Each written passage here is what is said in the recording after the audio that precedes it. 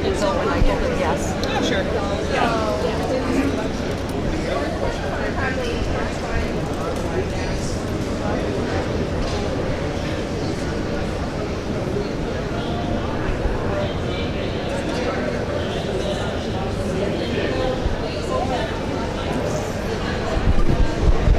I gotta say, I'm really impressed by this stuff.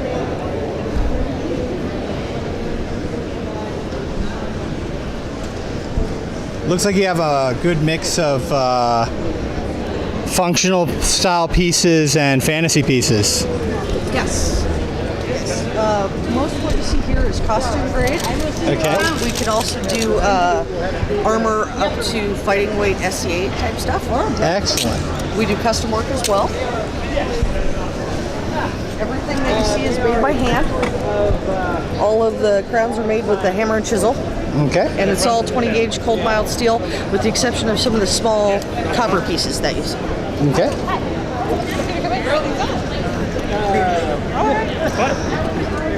May I give him a postcard?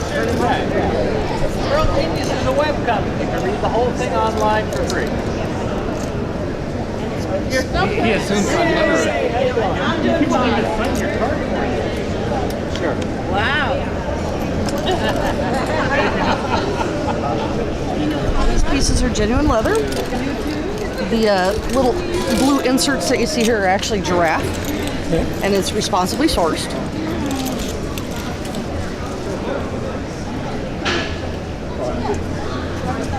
And Miss, do you mind if I film you too? Sure. Rotate. Where's We're 180. Aaron's wandering around. You'll see the guy that's in the full suit of plate mail armor with the sun on the chest. That's Aaron. He's the Oh, is he armorsmith. doing Solaire? What's that? Is he doing Solaire, or is it just a generic sun on the chest? Solaire Vestora? I don't know what that is. It's a knight character. From, No, he's known to be in his design is full plate with a sun on his chest. Oh, I see. No, his is actually his own logo, basically. Oh, okay. So it's a personal one. Yeah. Matter of fact, let me grab you a business card here. Looks kind of like that. Ah, that's really pretty, actually. And now, is he the one that makes this, or do you all make it? He does all of this stuff out of metal. I'm his armor's apprentice, so I mostly hold things. Right. And then all of the leather stuff I do. Okay, so you do all the leather work? Yeah. Excellent. Now, how long have you been doing this? You said you were an apprentice. Well, I've been apprenticing with him as a metalsmith for the last couple of years. And it seems like I've been doing leather forever, but not exactly. So, just kind of a constant process. And does she help with Laura Lynn's specialty actually is everything more than Excellent. everything that you see her wearing, she made. I didn't check, but I know. Now, you said you do custom work. Does that include her fabric costumes as well? Yes. Excellent. Yeah. Cool. And now, what do these pieces run? Well, these helmets are on sale for $250. Okay. The rest of these are prices marked. I want to say this one's about $600. They run usually about $400 to $650 on the helmets. Crowns run anywhere from $135 to $265 for the really super duper fancy job there. I love this crown. It's absolutely an amazing piece.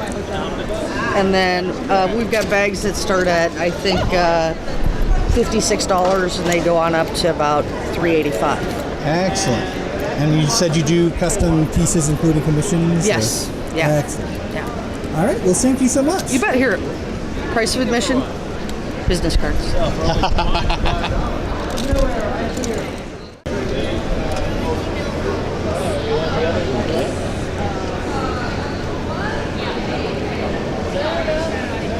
All right. Now, I was told you made all this armor yourself? Yes, that is correct. I hammered on metal until it looked like this. This is absolutely gorgeous.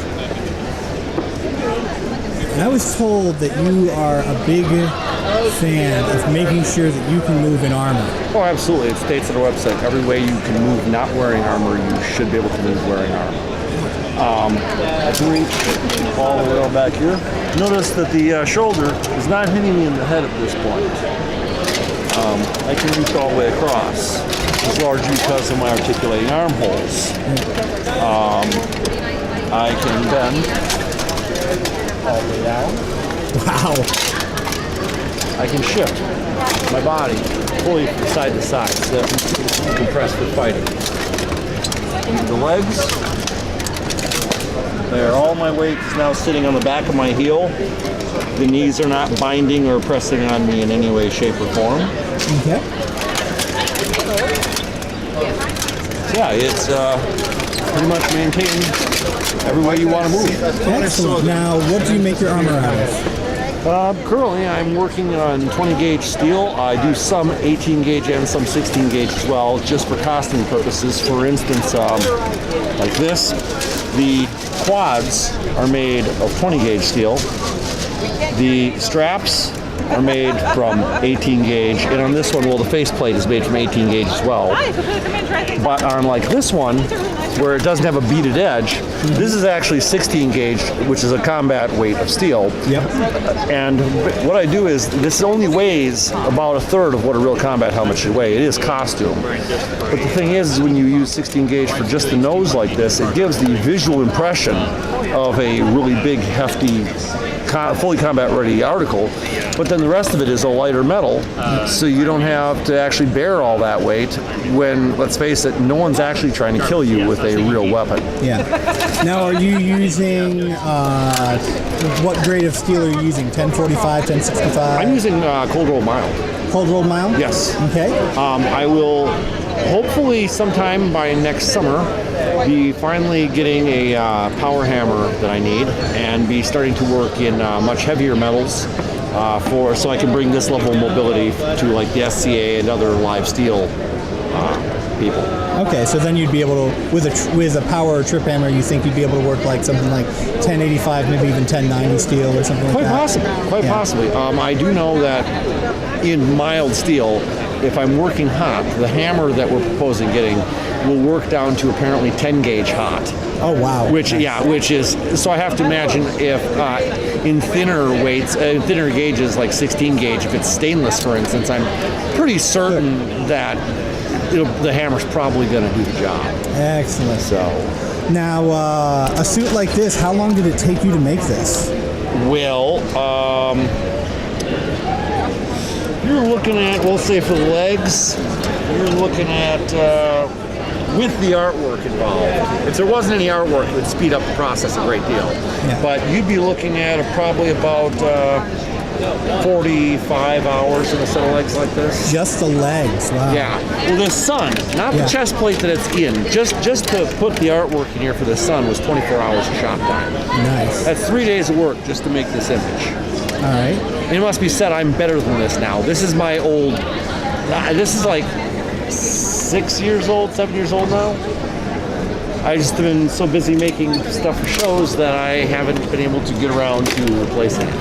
Now, obviously, you'd have to charge like different things depending on how a person would fit to their armor, like how much steel you'd need to use and things like that. Oh yes, absolutely. For this suit here, what would you kind of estimate the cost of that armor would be? With the artwork that's in it? Yes.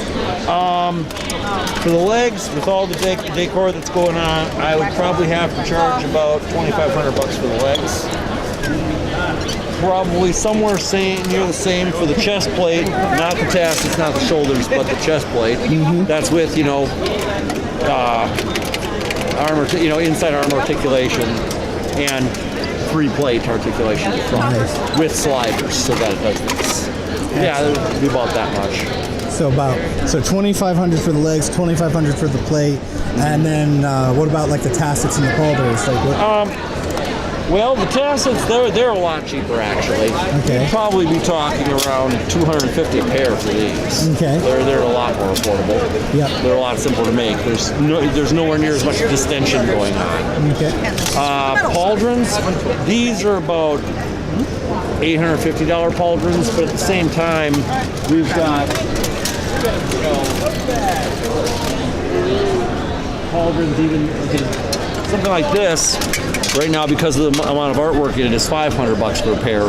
But if you just had this plain metal with, a line running down the center of it, Yeah. something like that would run probably about 300 a pair, 320.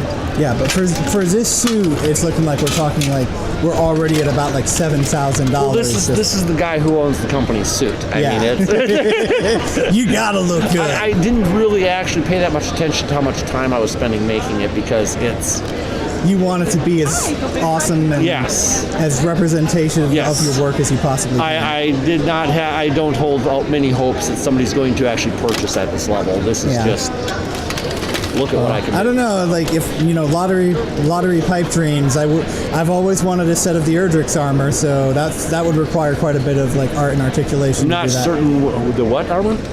Erdrick's armor. It's from an old game called Dragon Warrior or Dragon Quest. Well, I must tell you, there's a very good chance, and I hate to make on your blog here to sadden a great many people, but you'd have to turn it down because of the fact that it would be a copyrighted piece. No, that's not it at all. Oh, no, the problem that you run into is that maybe 1% of the time did the guy who illustrated the cover for the book, and not getting down on the level of artwork. The artwork might be fabulous, but the fact is, I have almost never seen artwork drawn where the armor actually works that way. Like for instance, tassets, right? Yeah. Look how these are laid. The top starts at the bottom. And then it's all layered underneath. It's always drawn the other way. It's drawn so it's like shingles on a roof. And the crappy thing is it looks more right than the right way.